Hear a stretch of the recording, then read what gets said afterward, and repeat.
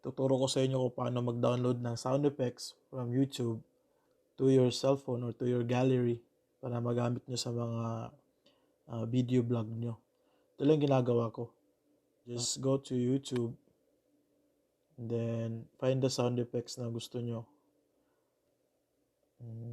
Try natin tong /.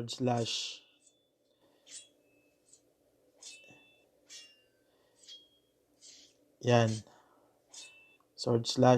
Ang gagawin nyo lang is like hit the share button. Tapos copy link. Kikita nyo sa baba, sa bottom left. Sinasabi na copied na. Then, go to your browser.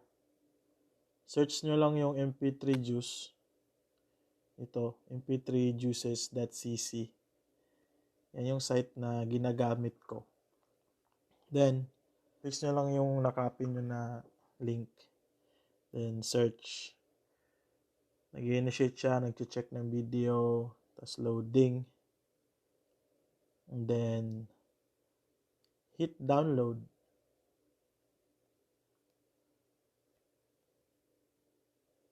Starting download. So, okay na. Na-save na yon. My files. Tapos, napin nyo yung audio. Then, download.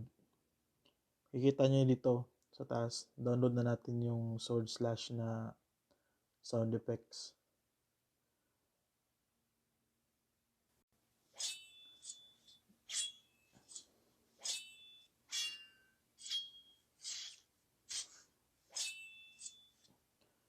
So, yun guys. Yun lang yung pinaka-easy steps na MP3 Juices. Yun lang yung site na ginagamit ko.